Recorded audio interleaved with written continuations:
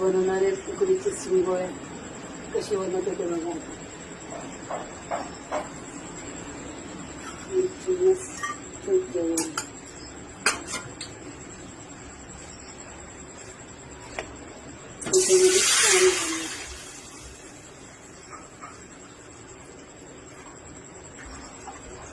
पाणी गरम होते तोपर्यंत बनवून शिंगोळे बनवायला हा गूळ आणि ओलं खोबरं खिसलेलं आणि हे वेलची आणि खसखसे आणि हे काजू बदाम आहे.